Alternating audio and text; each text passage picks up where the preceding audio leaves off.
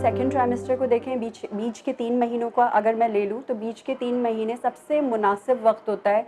जब आप अगर रोज़ा रखते हैं, जब हामला ख़वातीन रोज़ा रखती हैं तो उसमें उनको यानी नुकसान होने का ख़तरा बहुत कम होता है, क्योंकि बीच के 3 महीनों में वैसे ही प्रेगनेंसी के तमाम सिम्टम्स जो हैं वो बेहतर हो चुके होते हैं, नोज़िया वॉमिटिंग्स वगैरह खुद ब खुद यानी बेहतर हो चुकी हैं। बीच के 3 मंथ्स जो होते हैं वो सबसे ज़्यादा सेफेस्ट मंथ होते हैं प्रेगनेंसी के। तो अगर आप उसके अंदर प्रेगनेंसी में रोज़ा रखती हैं तो उसमें थोड़ी बहुत यानी उसमें कॉम्प्लिकेशंस आने का ख़तरा कम होता है। और अब आजकल तो बहुत रिसर्च अवेलेबल है जो कहती हैं कि जो ओवरवेट पेशेंट्स हैं, अगर वो रोज़ा रखेंगी तो प्रेगनेंसी में जेस्टेशनल डायबिटीज़, बेबी शुगर होने के इम्कानात जो हैं वो बहुत कम हो जाते हैं। और इसी तरह आखिर के 3 महीनों के बारे में मैं बात करूँगी। आखिर के 3 महीनों में अगर एक माँ की सेहत अच्छी है और उसकी जो हेल्थ केयर प्रोवाइडर है या जो उसकी जो गायनोकोलॉजिस्ट है उसने उसको कुछ ऐसे ख़ास कुछ मेडिसिन्स पे या कोई ख़ास इंस्ट्रक्शंस नहीं दी हुई, और अगर उसकी प्रेगनेंसी लो रिस्क प्रेगनेंसी है, लो रिस्क प्रेगनेंसी का मतलब यानी उस पेशेंट के साथ कोई मेडिकल कंडीशन ऐड नहीं है, तो वो खातून भी रोज़ा रख सकती हैं।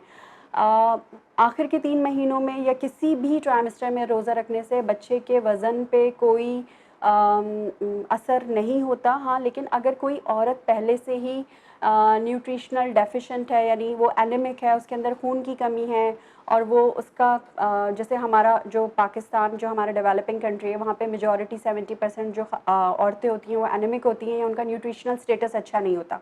अगर उनका न्यूट्रिशनल स्टेटस अच्छा नहीं है और वो रोज़ा रख रही हैं तो इसमें चांसेस हैं कि वो थोड़ा बहुत कॉम्प्लिकेशंस फेस कर सकती हैं। अदरवाइज़ अगर पेशेंट की सेहत अच्छी है, उसको कोई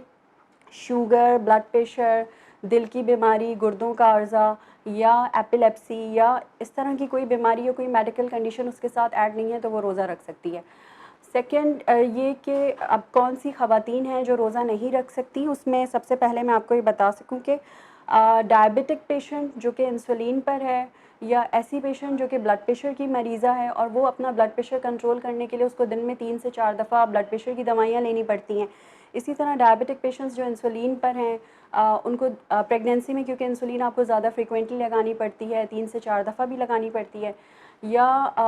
एपिलेप्सी की पेशेंट है, क्योंकि एपिलेप्सी की पेशेंट के ऊपर ज़रा सा भी बॉडी पे स्ट्रेस या फिज़िकल या मेंटल स्ट्रेस आता है तो उनके अंदर झटके आने के चांसेस बढ़ जाते हैं। इसी तरह दिल की पेशेंट्स हैं या गुर्दे की मरीज़ा हैं या इस तरह के तमाम पेशेंट्स जिनके साथ मेडिकल कंडीशंस हैं या उनकी बैड ऑब्स्टेट्रिकल हिस्ट्री है, यानी बैड ऑब्स्टेट्रिकल हिस्ट्री का मतलब कि पिछली दफ़ा बच्चा पेट में ख़त्म हो गया था या उनके रिपीटेड मिसकैरेजेस हैं, तो ऐसी तमाम पेशेंट्स जो हैं वो रोज़ा रखने से पहले अपनी हेल्थ केयर प्रोवाइडर से अच्छे से मशवरा करें। अगर वो उनको अलाउ करते हैं तो वो रोज़ा रख सकती हैं, वरना वो रोज़ा ना रखें।